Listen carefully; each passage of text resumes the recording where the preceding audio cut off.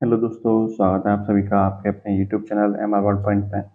आज practice set number 15 लेके आए हैं जो कि अग्निवीर जीडी परीक्षा के लिए एक उपयोगी साबित होगा। तो चलिए बिना किसी देरी के शुरू करते हैं आज का प्रैक्टिस सेट। पहला क्वेश्चन दिया है, अकबर द्वारा कौन सा धर्म चलाया गया था। तो कौन सा धर्म चलाया गया था, तो दीन ए इलाही धर्म अकबर द्वारा चलाया गया था। कब चलाया गया था, तो ये आपका 1582 में ये दीन इलाही धर्म चलाया गया था। ठीक है। इस धर्म को मानने वाला पहला व्यक्ति कौन था, तो प्रथम व्यक्ति था वो था बीरबल। और बीरबल का असली नाम क्या था, बीरबल का असली नाम था महेश दास। महेश दास, ठीक है। दीन इलाही धर्म को मानने वाला पहला व्यक्ति था बीरबल, और बीरबल का असली नाम क्या था, तो असली नाम था महेश दास। ठीक है। अगला क्वेश्चन देखते हैं, भारत में सती प्रथा का अंत करने में किसका प्रमुख योगदान रहा था। तो योगदान रहा था आपका राजा राम मोहन राय का। ठीक है। इसके अलावा एक वायसराय और थे जो गवर्नर जनरल थे उस टाइम, तो उनका नाम क्या था, विलियम बेंटिंग। William Bentinck. इनकी सहायता से क्या किया था, राजा राम मोहन राय ने सती प्रथा का अंत किया था। सती प्रथा का अंत कब हुआ था, तो 1929 में, सॉरी 1829 में। 1829 में सती प्रथा का अंत किया था विलियम बेंटिंग ने राजा राम मोहन राय की सहायता से। इस बात करें राजा राम मोहन राय की, तो देखिए राजा राम मोहन राय के बारे में क्या क्या फैक्ट हैं वो नोट कर लीजिए। इनको भारतीय पुनर्जागरण पुनर्जागरण का जनक कहा जाता है। दूसरी बात क्या है कि इन्होंने 1815 में आत्मीय सभा का गठन किया। उसके बाद 1828 में ब्रह्म समाज की स्थापना की। उसके बाद इन्हें देखिए अकबर जो सेकंड था, अकबर सेकंड, उसकी पेंशन के संबंध में इनको क्या कहा गए थे, ये इंग्लैंड गए थे। ठीक है। इंग्लैंड में क्या हो गया, तो वहां जाकर इनकी मृत्यु हो गई थी, तो अकबर सेकंड ने ही इन्हें राजा की उपाधि दी थी। तो राजा की उपाधि देने वाला व्यक्ति कौन था, वो अकबर द्वितीय था। ठीक है। ये भी आप ध्यान रखिएगा। इसके अलावा देखिए, इसके अलावा और क्या फैक्ट हो सकते हैं कि इन्होंने एक पत्रिका लिखी थी। इनकी पत्रिका है वो क्या है, उसका नाम है संवाद कौमुदी। संवाद कौमुदी। ठीक है। इनकी पत्रिका का नाम है, तो ये भी आप ध्यान रखिएगा। नेक्स्ट क्वेश्चन देखते हैं। क्वेश्चन है, निम्न में से कौन सा एकमात्र तारा है। तारा इनमें से कौन है, तो ये क्या है, सूर्य क्या है, तारा हो जाएगा। बाकी ये तीनों क्या है, तो ये आपके ग्रह हो जाएंगे। तारे और ग्रह में क्या अंतर होता है कि तारे का अपना प्रकाश होता है, जबकि ग्रहों का अपना प्रकाश नहीं होता है। तो सूर्य का अपना प्रकाश है, इसलिए ये क्या है, तारा है। इस बात में पृथ्वी के सबसे निकटतम तारा कौन सा है, तो सबसे निकटतम तारा कौन सा है, तो वह है आपका सूर्य है। ठीक है। ये आप ध्यान रखिएगा। नेक्स्ट क्वेश्चन देखिए, तो स्वतंत्र भारत के प्रथम नियंत्रक एवं महालेखा परीक्षक कौन थे। पहले नियंत्रक एवं महालेखा परीक्षक कौन थे, तो वो थे आपके बी नरहरि राव। ठीक है। ये आप ध्यान रखिएगा। इसके अलावा बात करेंगे सीएजी की, जिसको क्या बोलते हैं, नियंत्रक एवं महालेखा परीक्षक। पहले सीएजी आपके बी नरहरि राव हो गए। वर्तमान में कौन है, तो वर्तमान में यहाँ पे गिरीश चंद्र मुर्मू वर्तमान में है। इसके अलावा बात करें किस अनुच्छेद में इनका उल्लेख है, तो अनुच्छेद पड़ता है, अनुच्छेद है आपका 148। ठीक है। 148 में क्या है, सीएजी का वर्णन है 148 में। ठीक है। वर्तमान में है गिरीश चंद्र मुर्मू, और सबसे पहले कौन थे, तो बी नरहरि राव थे। नेक्स्ट क्वेश्चन देखिए, क्राई का विस्तारित रूप क्या है, तो क्राई का विस्तारित रूप होता है child rights and you. Option number B क्या हो जाएगा आपका राइट आंसर। नेक्स्ट क्वेश्चन है, देवदत्त ट्रॉफी का संबंध किससे है। तो मैंने आपको पिछले प्रैक्टिस सेट में बताया था कि देवदत्त ट्रॉफी का संबंध किससे है, तो क्रिकेट से हो जाएगा देवदत्त ट्रॉफी का संबंध। ठीक है। नेक्स्ट देखिए, नोबेल पुरस्कार कब आरंभ किए गए थे, तो नोबेल पुरस्कार की शुरुआत की गई थी वो 1901 से की गई थी। और किसके जन्म मतलब किस व्यक्ति के जन्म दिवस के रूप में मनाए जाते हैं, यानी किसने शुरुआत की थी इसकी, तो वो थे आपके अल्फ्रेड नोबल थे। अल्फ्रेड नोबल कौन थे, इन्होंने क्या किया था, इन्होंने डायनामाइट का आविष्कार किया था। अल्फ्रेड नोबल ने। तो इसी के उपलक्ष्य में क्या होता है कि अल्फ्रेड नोबेल पुरस्कार बांटे जाते हैं। तो इसकी जब शुरुआत की गई थी तो शुरुआत में कितने सब्जेक्ट में नोबेल पुरस्कार दिए जाते थे? तो वो तो शुरू में थे 5 सब्जेक्ट, ठीक है, शुरू में 5 सब्जेक्ट थे और 1969 से क्या हो गया, 1969 से छठा सब्जेक्ट यानी कि अर्थशास्त्र को भी जोड़ दिया गया है, ठीक है। इसके बाद बात करें कि जो शांति का नोबेल पुरस्कार है वो कहाँ दिया जाता है? तो शांति वाला दिया जाता है ओस्लो में। और ओस्लो क्या है? नॉर्वे की राजधानी, ठीक है, नॉर्वे की राजधानी क्या है? ओस्लो। इसके अलावा जो शेष 5 हैं वो कहाँ दिए जाते हैं? शेष 5 दिए जाते हैं आपके स्टॉकहोम में, ठीक है, स्टॉकहोम में। ये कहाँ पड़ता है? ये पड़ता है आपका स्वीडन में। ये भी आप फैक्ट हैं, ये भी आप ध्यान रखिएगा। नेक्स्ट क्वेश्चन देखिए। क्वेश्चन दिया है कि संतुलन कीमत वह कीमत है जिसमें क्या होता है? संतुलन कीमत किसको बोलते हैं? जिसमें पूर्ति और मांग क्या होती है? बराबर होती है, उसको बोला जाता है संतुलन कीमत, ठीक है, ये ध्यान रखिए। नेक्स्ट क्वेश्चन देखिए। भारतीय सैन्य अकादमी कहाँ है? ये इसको बोलते हैं शॉर्ट में IMA। IMA कहाँ है? तो मैंने आपको बता रखा है कि IMA कहाँ पे है। IMA आपकी देहरादून में है, ठीक है। और NDA कहाँ थी? नेशनल डिफेंस अकेडमी कहाँ थी? तो वो थी आपकी खड़गवासला पुणे में थी, ठीक है। IMA आपकी कहाँ पड़ती है? तो IMA पड़ती है देहरादून में पड़ती है, ठीक है, ध्यान रखिएगा।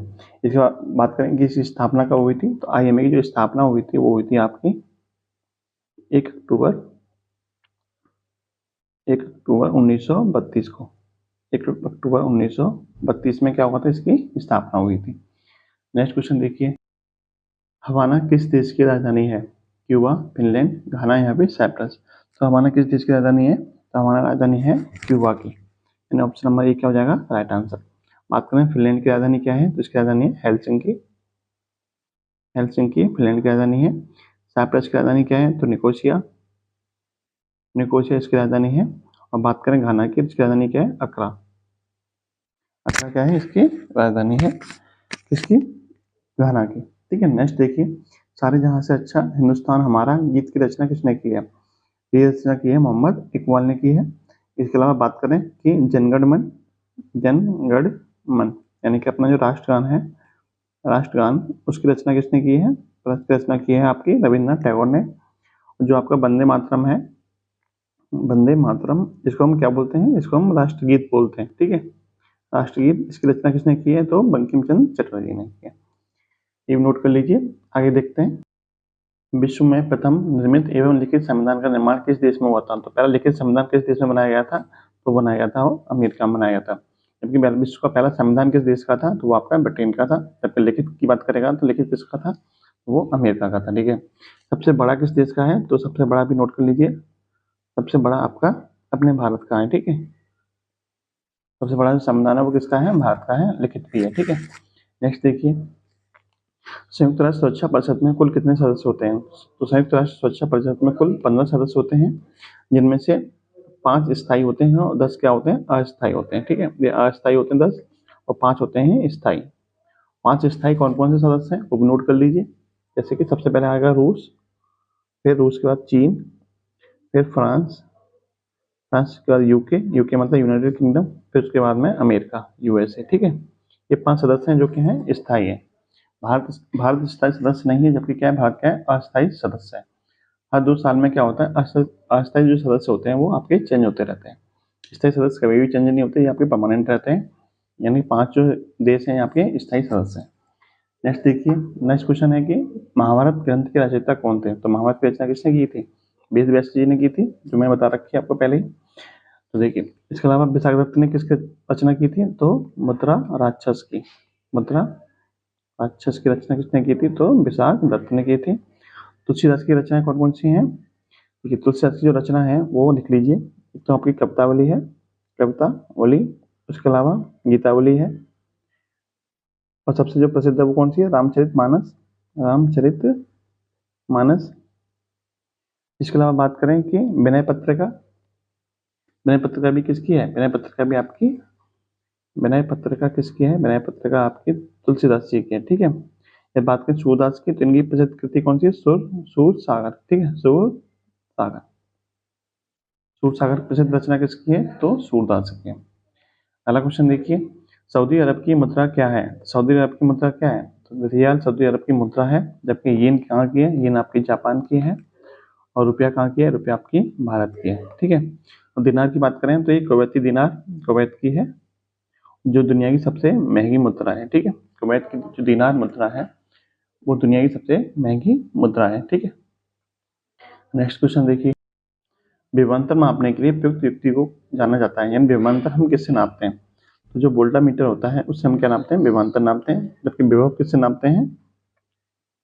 तो वोल्टेज नापने के लिए इसका प्रयोग किया जाता है, वोल्टेज नापने के लिए विभव मापी यानी वोल्टमीटर का प्रयोग किया जाता है। जब विभवांतर मापने के लिए ये वाला वोल्टामीटर जो होता है उसका प्रयोग किया जाता है। इसके अलावा बात करेंगे धारा नापने के लिए किसका प्रयोग किया जाता है, एमीटर और गैल्वेनोमीटर दोनों का प्रयोग धारा मापने के लिए किया जाता है। ठीक है, नेक्स्ट देखिए, जब एक गैस के पात्र में दबाव बढ़ाया जाता है तो उसका द्रव्यमान क्या होता है? तो देखिए, जब गैस का कोई पात्र है, मान लीजिए इस तरह का कोई गैस का पात्र है, इसमें गैस भरी हुई है, जब इसमें बाहर से हम प्रेशर लगाएंगे तो इसका जो द्रव्यमान होगा, द्रव्यमान तो हमेशा सेम ही रहेगा। द्रव्यमान तो यदि ये पात्र क्या है, बंद है, बंद पात्र है, तो इसमें द्रव्यमान तो जितना है पहले से उतना ही रहेगा, द्रव्यमान पे कोई असर नहीं पड़ेगा। लेकिन जब बात करेंगे आयतन की, तो आयतन क्या होगा, इसका आयतन छोड़ के छोटा हो जाएगा, यानी आयतन क्या होता जाएगा, इसका कम होता जाएगा, आयतन घट जाएगा। लेकिन द्रव्यमान जो होगा, द्रव्यमान क्या होगा, हमेशा स्थिर रहेगा, द्रव्यमान पर कोई फर्क नहीं पड़ेगा, और आयतन हमेशा क्या होगा, आयतन घटता जाएगा। ठीक है, क्योंकि जब आप दबाओगे तो उसको क्या होगा, वो एरिया कम घेरता जाएगा, तो आयतन की वैल्यू क्या होगी, घटती जाएगी। ठीक है, ध्यान रखिए। नेक्स्ट देखिए, यदि किसी वस्तु का वेग 3 गुना बढ़ा दिया जाए तो इसकी गतिज ऊर्जा क्या हो जाएगी? तो देखिए, गतिज ऊर्जा का फॉर्मूला होता है, क्या होता है, के बराबर यानी कि काइनेटिक एनर्जी बराबर होता है 1/2 एम बी स्क्वायर। इसमें एम क्या है, एम आपका द्रव्यमान है, वी क्या है, आपका वेग है। यानी कि जो काइनेटिक एनर्जी है वो वेग के वर्ग के अनुपाती है, यानी जितना वेग है उसके वर्ग के अनुपाती है। यानी यदि वेग क्या कर दिया जाए, 3 गुना कर दिया जाए, वेग को 3 गुना कर दिया जाए तो 3 का वर्ग कितना होता है, 9। तो काइनेटिक एनर्जी यानी गतिज ऊर्जा कितनी हो जाएगी, 9 गुना बढ़ जाएगी। यदि 2 गुना कर देंगे तो 2 का वर्ग कितना होता है, 4। तो काइनेटिक एनर्जी यानी गतिज ऊर्जा कितनी हो जाएगी, 4 गुना बढ़ जाएगी। तो आपसे पूछा है कि 3 गुना वेग कर दिया जाए, 3 का वर्ग कितना होता है, 3 का वर्ग होता है 9। तो गतिज ऊर्जा कितनी बढ़ जाएगी, गतिज ऊर्जा हो जाएगी आपकी 9 गुनी हो जाएगी। आपसे यही पूछा था गतिज ऊर्जा कितनी गुनी हो जाएगी, 9 गुनी हो जाएगी। आपको इस पर पोज करना है, जो बी पे दे रखा है इस पर, बी क्या है आपका वेग, वेग का वर्ग पर डिपेंड करती है आपकी गतिज ऊर्जा।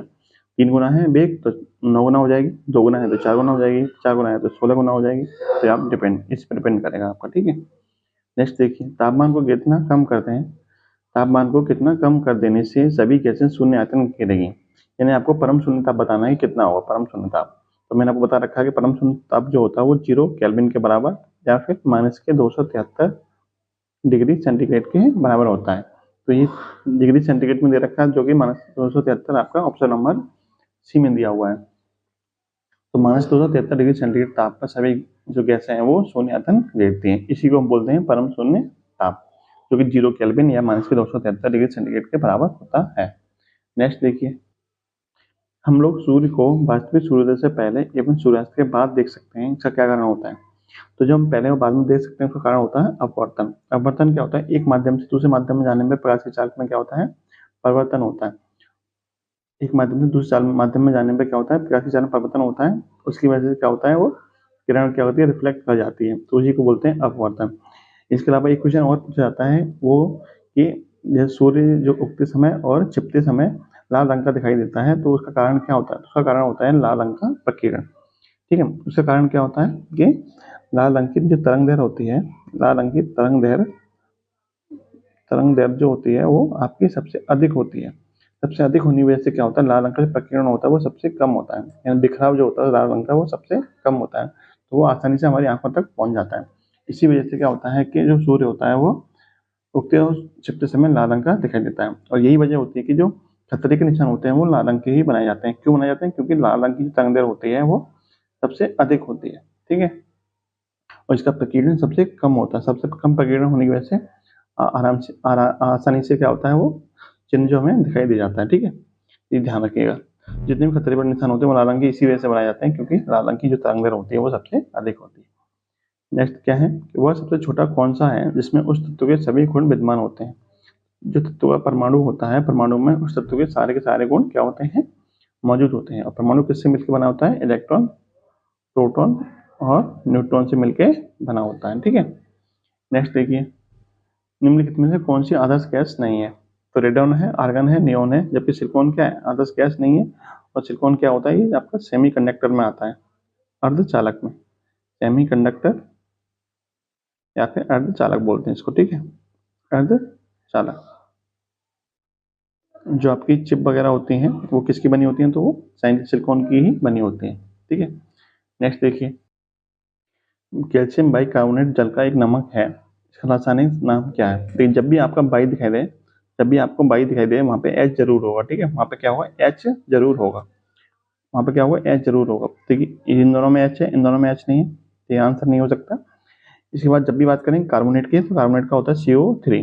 CO3, CO3 किस में? इसमें होता है, तो ये आपका क्या हो जाएगा? फॉर्मूला बन जाएगा। तो कैल्शियम बाइकार्बोनेट का फॉर्मूला क्या बन जाएगा? CaSO3 का होल ट्वाइस। ठीक है, ये ध्यान रखिए। नेक्स्ट देखिए, दिए सलाई के निर्माण में प्रयुक्त मूल तत्व कौन सा होता है? तो दिए सलाई के निर्माण में जो तत्व होता है, यानी जिससे हम आग जलाते हैं, आगे जो लगा होता है काला काला, वो क्या होता है? वो आपका फास्फोरस होता है। तो ऑप्शन बी में दे रखा है, फास्फोरस। ठीक है, तो दिए सलाई के निर्माण में किसका जरूरत पड़ती है? तो आपकी फास्फोरस की जरूरत पड़ती है। नेक्स्ट देखिए, नेक्स्ट क्वेश्चन क्या है कि निम्न में से कौन सा तत्व स्वतंत्र अवस्था में पाया जाता है? तो जो आपका सल्फर होता है वो आपका स्वतंत्र अवस्था में पाया जाता है। इसके अलावा आपका सोना होता है, Au जिसको बोलते हैं, और चांदी यानी कि Ag, ये किस में पाया जाता है? ये भी स्वतंत्र अवस्था में पाए जाते हैं। अगला क्वेश्चन देखिए, क्वेश्चन है कि राइबोन्यूक्लिक एसिड यानी कि RNA का मुख्य कार्य क्या होता है? तो RNA का मुख्य कार्य जो होता है वो प्रोटीन का संश्लेषण करना होता है और कोशिका के अंदर संदेश वाहन पहुंचाना होता है, यानी मैसेंजर का काम करता है और आपका प्रोटीन का संश्लेषण का काम करता है। ठीक है, ये दोनों ही काम होते हैं आपके RNA के, यानी प्रोटीन का निर्माण करना और जो संदेश वाहन यानी मैसेंजर का जो काम होता है, संदेश वाहक का जो काम होता है, वो RNA ही करता है। ठीक है, नेक्स्ट क्या है कि MMR का टीका किस बीमारी में दिया जाता है? तो जो MMR का टीका होता है वो 3 बीमारियों में दिया जाता है। M फॉर मीसल्स, मीसल्स बोलते हैं खसरा, M फॉर मम्स, मम्स बोलते हैं गलछुआ, और R फॉर रूबेला, यानी कि ये। तो ये तीनों ही टीकों में, तीनों ही रोगों में क्या दिया जाता है? ये टीका दिया जाता है MMR का, ये भी आप ध्यान रखिए। नेक्स्ट देखिए, पौधों तथा पेड़ों के पत्तों का रंग हरा होने का कारण क्या होता है? तो पौधों या पेड़ों का रंग हरा क्यों होता है? तो वो होता है क्लोरोफिल के कारण। क्लोरोफिल के कारण क्या होता है? पत्तों का रंग और पौधों का रंग क्या होता है? हरा होता है। इसमें आपकी धातु पूछी जाती है, कौन सी धातु पाई जाती है क्लोरोफिल में? तो वो होती है आपकी मैग्नीशियम।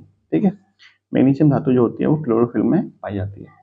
नेक्स्ट क्वेश्चन है कि पेस मेकर का संबंध किससे है? तो पेस मेकर का संबंध किससे है? तो आपका हृदय से है। ये हृदय की गति को कंट्रोल करने के लिए किसका प्रयोग किया था? पेस मेकर का प्रयोग किया जाता है। इसको SA नोड भी कहा जाता है। SA नोड, पेस मेकर को क्या कहा जाता है? SA नोड भी। तो SA नोड का संबंध भी किससे है? तो SA नोड का संबंध भी आपका हृदय से ही है। ऐसे नोड की फॉर्म क्या होती है? Sinoatrial node. ठीक है, तो ये आपका क्या है? हृदय से संबंधित होता है। नेक्स्ट देखिए, निम्न में से मानव शरीर के किस तंत्र द्वारा हार्मोन नियंत्रित होते हैं? तो हार्मोन नियंत्रित कौन करता है? तो अंतस्रावी ग्रंथि आपको क्या करती है? हार्मोन नियंत्रित करती है। ठीक है, इसके अलावा बात करें कि कौन कौन से मुख्य हार्मोन होते हैं, तो देखिए नोट कर लीजिए एक बार। देखिए पहला हार्मोन है उडो या लडो हार्मोन, कहते हैं इसको उडो या लडो। उडो या लडो हार्मोन किसको बोलते हैं? तो बोलते हैं इसको एड्रेनलिन को। ठीक है, एड्रेनलिन को, एड्रेनलिन हार्मोन को क्या कहते हैं? उडो या लडो हार्मोन। लव हार्मोन यानी कि प्यार हार्मोन किसको बोलते हैं? प्यार या लव हार्मोन किसको बोलते हैं? तो वो बोलते हैं आपकी ऑक्सीटोसिन को। ठीक है, ऑक्सीटोसिन को लव हार्मोन के नाम से जाना जाता है। तो ये दोनों हार्मोन है, ध्यान रखिए। नेक्स्ट क्वेश्चन देखते हैं, फोन, स्कोप या विजन शब्द में निम्न में से किस उपसर्ग को जोड़ा जाए ताकि अर्थपूर्ण शब्द बन जाए? इसके आगे इनमें से ऐसा क्या लगा दिया जाए कि एक जो शब्द बन जाएगा वो आपका अर्थपूर्ण बन जाएगा। ठीक है, देखिए टोल लगाएंगे, टोल फोन कुछ नहीं होता है।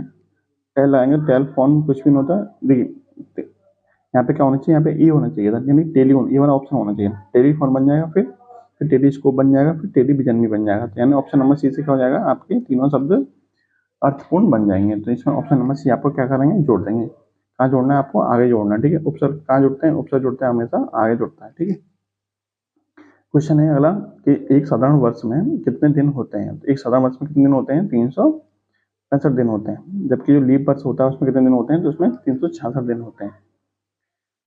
अगला क्वेश्चन है, देखिए क्वेश्चन क्या है, दिया है एक सीरीज दे रखी है इस तरह के, आपको बताना है क्वेश्चन मार्क के स्थान पर क्या आएगा। सीरीज क्या है, 2 है, 2 के बाद में 6, फिर 12, फिर 20 और फिर 30। तो देखिए क्या करते हैं इसमें, 2 में 6, 2 से 6 कैसे बना है, इसमें 4 जोड़ के बना है, फिर यहाँ पे 6 जोड़ा गया है, फिर यहाँ पे 8 जोड़ा गया है, यहाँ पे 10, यानी 4, 6, 8, 10। तो आगे कितना जुड़ेगा, आगे जुड़ेगा आपका 12। तो 30 में 12 जोड़ेंगे कितना हो जाएगा, 30 प्लस 12 यानी कि 42। ऑप्शन नंबर बी क्या हो जाएगा आपका राइट आंसर। नेक्स्ट देखिए, नीचे दिए गए वर्णों के क्रम में बाएं से 10वें वी, बाएं से 10वां बी और दाएं से 10वें बी के बीच में वी की कुल संख्या कितनी हो। तो बाएं से 10वां बी कौन सा होगा, तो 1, 2, 3, 4, 5, 6, 7, 8, 9 और ये आपका सॉरी 1, 2, 3, 4, 5, 6, 7, 8, 9 और 10। ये हो गया आपका बाएं से 10वां वी। दाएं से 10वां कौन सा होगा, तो 1, 2, 3, 4, 5, 6, 7, 8, 9, 10। दाएं से 10वां कौन सा हो गया, ये वाला हो गया। अब इन दोनों के बीच में कितने वी हैं वो चेक करने हैं आपको। तो 1, 2, 3, 4, 5, टोटल कितने वी हैं, तो आपके 5 वी हैं। तो आपका आंसर निकल आएगा ऑप्शन नंबर सी 5वां। नेक्स्ट क्वेश्चन क्या है कि ये आपकी सीरीज दे रखी है, इसको पूरा करना है। तो यहाँ पर क्या आएगा, तो देखिए पकड़ कहाँ से करते हैं, इसके पीछे से चेक करते हैं। देखिए यहाँ पे दे रखा है बी बी ए, यहाँ पे क्या हो सकता है, यदि आपने यहाँ पे बी लगा दिया तो यहाँ पे डबल बी ए बन जाएगा। तो यहाँ पे शुरुआत में सीरीज आपकी बन नहीं पाएगी, तो आपको यहाँ पे क्या लगाना पड़ेगा, ए लगाना पड़ेगा। ठीक है, और यहाँ पे हमने ए लगा दिया, जो कि शुरुआत में भी ए दे रखा है, तो यहाँ पे बी है, यहाँ पे भी बी है, यहाँ बी है तो यहाँ पे बी लगा दीजिए। इसके बाद में ऐसे बन जाएगा आपका ये A double B A double B A और फिर ए डबल बी ए, आपकी ये सीरीज बन जाएगी। आपने क्या क्या ऐड किया, बी किया, ए किया, बी किया और ए किया, यानी B A. Option number A क्या हो जाएगा आपका राइट आंसर। नेक्स्ट देखिए, 90 से छोटी अभाज्य संख्या कितनी है। तो देखिए 80 तक तो मैं आपको बता चुका था पिछले प्रैक्टिस सेट में, 80 तक कितनी होती हैं, तो 22 होती हैं। 80 के बाद कौन कौन सी आएंगी, तो देखिए 83 आएगी एक, उसके बाद में एक आएगी 87। ठीक है, सॉरी एक आएगी 83 और एक आएगी आपकी 89। इन 2 संख्या और आ जाएंगी आपकी, जो कि क्या होंगी 90 तक आपकी अभाज्य संख्याओं में इनकी गिनती होगी। ठीक है, तो कुल मिला कितनी हो जाएंगी, 22 + 2 यानी कि 24। ठीक है, यानी कि ऑप्शन नंबर सी क्या हो जाएगा आपका राइट आंसर। यानी 90 तक कितनी अभाज्य संख्या होती हैं, तो आपकी होती हैं 24। नेक्स्ट देखिए, देखिए आपको ये सब दे रखा है जोड़ने के लिए, तो आपको बताना है कि इसको जोड़ कितना होगा। तो इस तरह के सवाल मैंने आपको पिछले प्रैक्टिस सेट में कराया था, आपको बताना है इसका आंसर कितना होगा कमेंट बॉक्स में।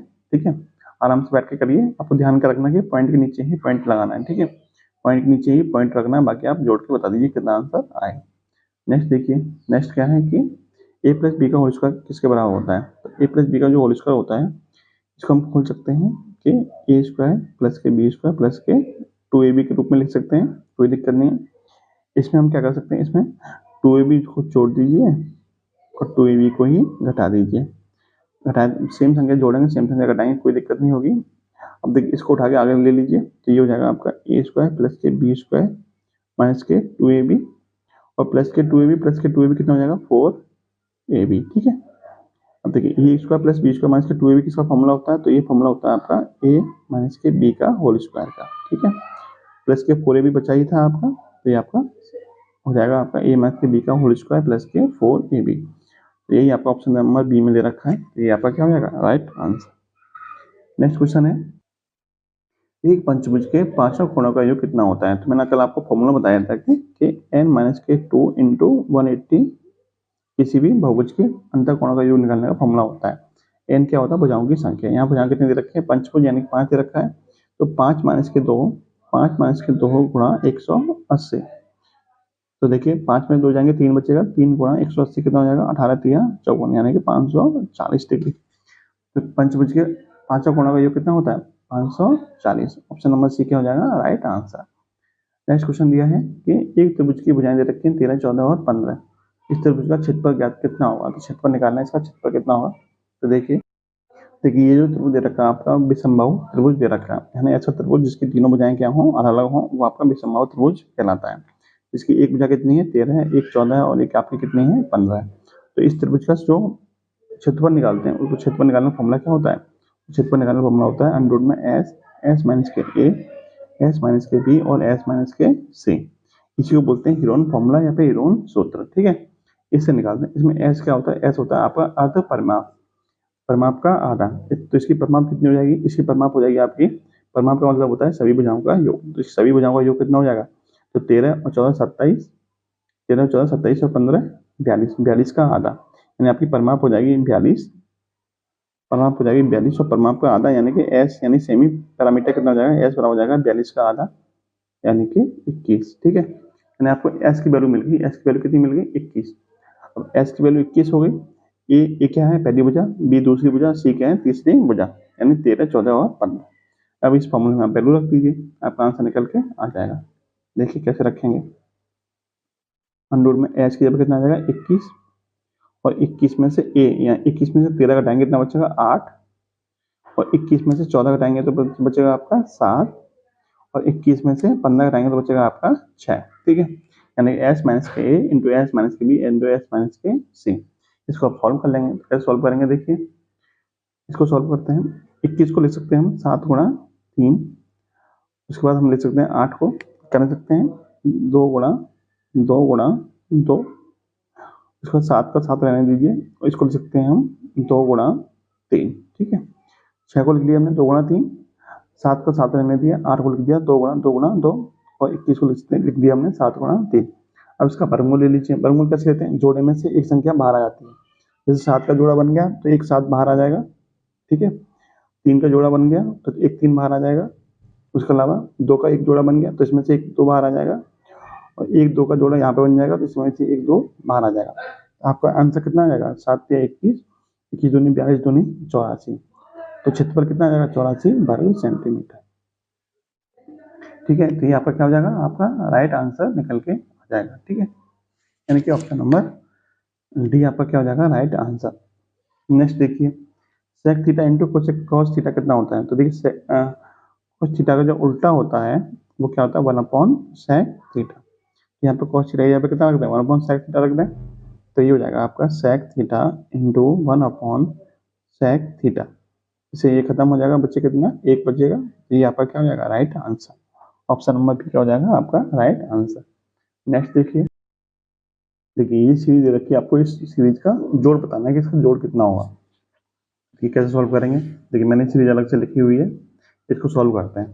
तो देखिए 1/30 को हम लिख सकते हैं 1/5 गुणा 6, इसको लिख सकते हैं 1/6 गुणा 7, ऐसे ही लिखते चले जाएंगे, और लास्ट में आएगा आपका, लास्ट में क्या आएगा 1/10 गुणा 11। ठीक है, अब देखिए अब इसको क्या लिख सकते हैं हम 1/5 गुणा 6, यानी कि इसको 1/30 को लिख सकते हैं 1/5 माइनस के 1/6 लिख सकते हैं। कैसे, देखिए 6 एकम 6, 5 एकम 5, 6 में से 5 जाएगा 1 बचेगा, 1/30, यानी इस पूरी जगह पे इसको इस तरह से भी लिखा जा सकता है, आपकी संख्या आपकी जितनी पहले है उतनी ही रहेगी।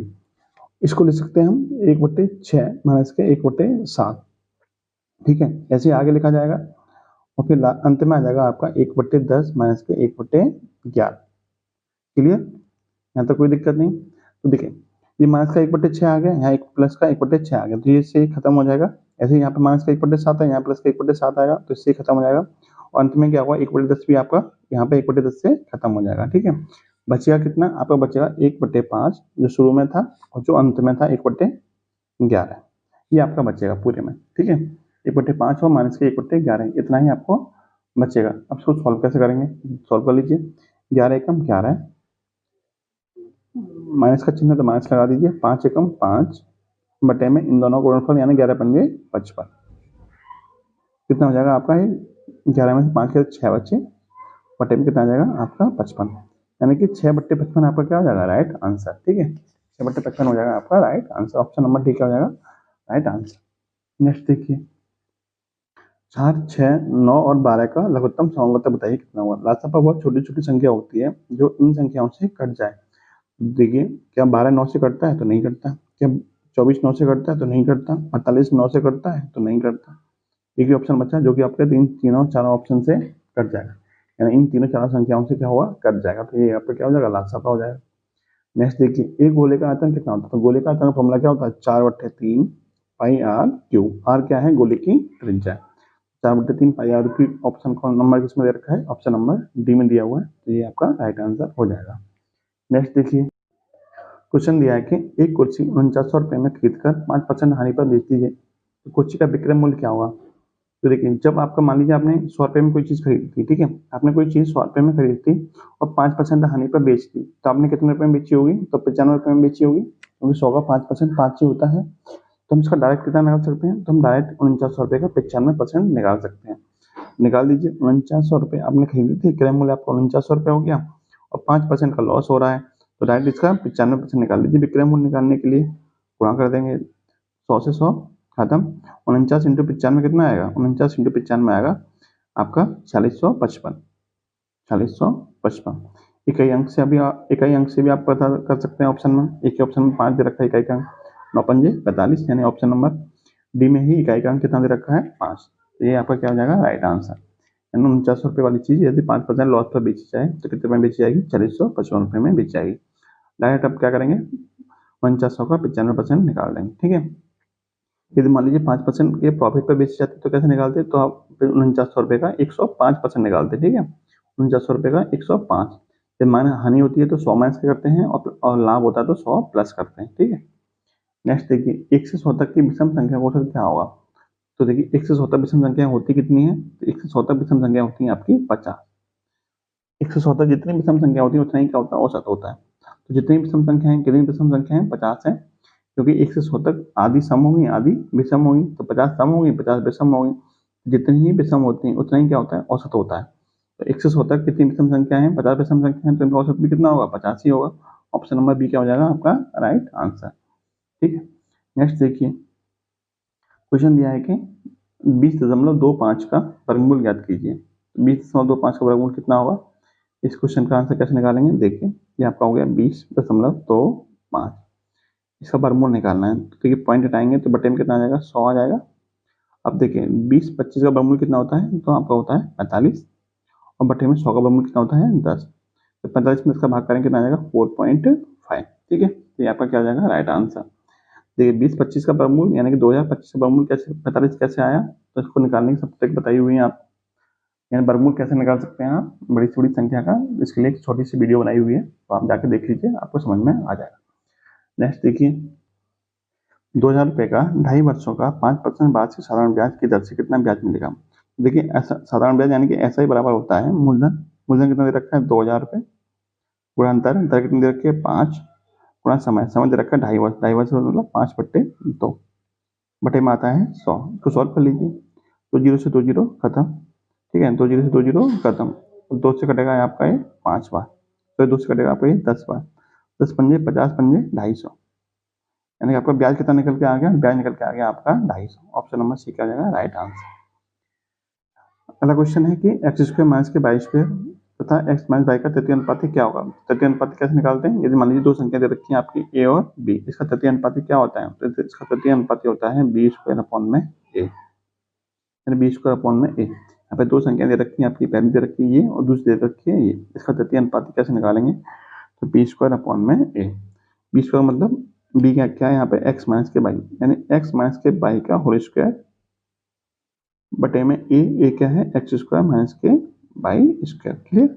इसको सॉल्व करते हैं, तो देखिए इसको लिख सकते हैं एक्स माइनस बाई का होल स्क्वायर, लिख सकते हैं हम क्या? एक्स माइनस के बाई इंटू एक्स माइनस के बाई, कोई दिक्कत नहीं। और जो एक्स स्क्वायर माइनस के बाई स्क्वायर है इसको ले सकते हैं हम एक्स प्लस के बाई एक्स माइनस के बाई, क्योंकि ए स्क्वायर माइनस के बी स्क्वायर बराबर क्या होता है? ए प्लस बी इंटू ए माइनस के बी। और इससे आपका ए खत्म हो जाएगा, यानी एक्स माइनस बाई से एक्स माइनस बाई आपका खत्म हो जाएगा, बचेगा कितना? एक्स माइनस के बाई बटे में एक्स प्लस बाई, यानी आपका बचेगा एक्स माइनस के बाई बटे में एक्स प्लस बाई। यही क्या हो जाएगा आपका? राइट आंसर, जो किसमें दे रखा है? ऑप्शन नंबर डी में दिया हुआ है, ठीक है। आज का लास्ट क्वेश्चन है, लास्ट क्वेश्चन देखिए। देखिए क्वेश्चन क्या कह रहा है कि एक रेलगाड़ी 1 घंटे में 54 किलोमीटर जाती है, तो 1 सेकंड में वह कितने मीटर जाएगी? तो देखिए 1 घंटे में कितनी जाती है? 54 किलोमीटर, इसका मतलब उसकी चाल कितनी है? उसकी चाल है 54 किलोमीटर प्रति घंटा। 54 किलोमीटर प्रति घंटा उसकी क्या है? चाल है, ठीक है। 54 किलोमीटर प्रति घंटा चाल है और पूछा क्या 1 सेकंड में वो कितने मीटर जाएगी, यानी मीटर प्रति सेकंड में उसकी चाल पूछी है। तो 54 को किलोमीटर प्रति घंटा को मीटर प्रति सेकंड में कैसे चेंज करते हैं? तो मीटर प्रति सेकंड में चेंज करने के लिए हम क्या करते हैं? 5/18 से गुणा कर देते हैं। तो 54 गुणा 5/18, 18 से कटेगा 3 बार, 18 3 54 और 3 इंटू 5 कितना जाएगा? 15। इसका मतलब मीटर प्रति सेकंड में उसकी 4 कितनी हो जाएगी, 15 मीटर प्रति सेकंड। ऑप्शन नंबर ए क्या हो जाएगा राइट आंसर। तो ये थी आज की वीडियो कैसी लगी जरूर बताइए कमेंट बॉक्स में। अच्छी लगी तो लाइक कीजिए और चैनल को अभी तक सब्सक्राइब नहीं किया तो कर लीजिए। जय हिंद, जय भारत।